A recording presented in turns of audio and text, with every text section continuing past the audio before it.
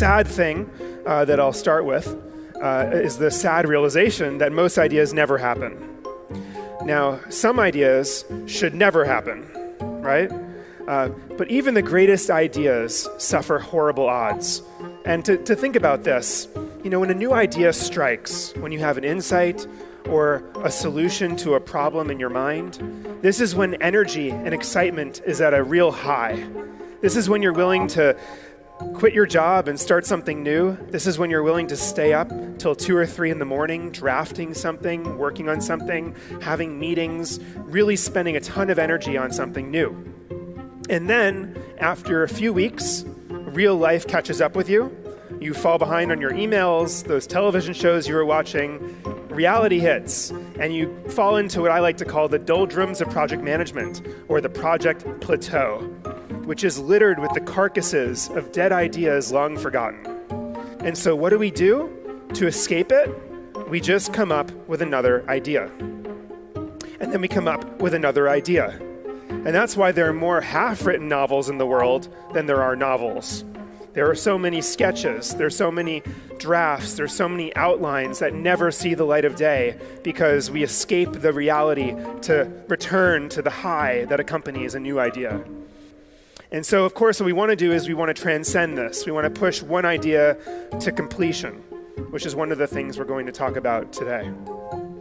So this is the idea-to-idea syndrome that a lot of us suffer from. It's like a disease of creative people. It's a wonderful thing, but it's something that we have to learn how to manage in some ways. We also have to understand that there's a big gravitational force of operations that is always pulling us away from the things we want to accomplish over the long term. And I call this the battle of the urgent versus the important. The things that a client or someone you're working with is asking for tomorrow versus the things that you really need to think about and develop for many years to come. And some of the best, most productive creative individuals and teams have tricks for spending time on the longer-term creative pursuits. A lack of feeling organized is another problem plaguing the creative world. For some reason, creatives wear disorganization as a badge of honor, a lack of accountability. So you have something in your mind's eye, you want to make something happen, you don't tell anyone because it's not ready yet, and no one holds you accountable to it. That's another reason why most ideas never happen. A lack of leadership capability. So I spend a lot of time going into teams that have attrition problems, where people keep leaving. And it turns out that people typically don't even take the headhunter call. They don't even think about looking for other jobs until they feel like they're not being utilized, until they feel like their skills aren't being developed anymore. And that tracks back to a problem with the leader. And also so little transparency and attribution around who does what. That's another thing I found in the creative world that really got in the way of people's careers, is that they weren't getting credit for the work that they were doing. It was always going to some brand, someone that they were working with, some agency that hired them, and that also gets in the way of great creative careers coming to fruition.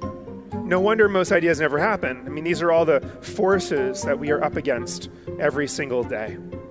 So the question we're asking today is, how do some people and teams consistently defy the odds in pushing ideas forward, whereas most of us struggle to do so? And I think it all comes down to this equation here, which is that making ideas happen is, of course, equal to the ideas that you already have. But then there are 3 other forces at play. There's how you are organizing around them, how you're managing your calendar, your schedule, your day, your meetings, how are you optimizing the way that you work. The second thing is the role that community plays in pushing ideas forward. Now, what is community? Community is not only the group here, it's also your clients, competitors, other peers in the industry, down the supply chain. I mean, these are all different constituents that play different roles that we'll talk about. And then leadership capability, the role that a leader of a creative team plays.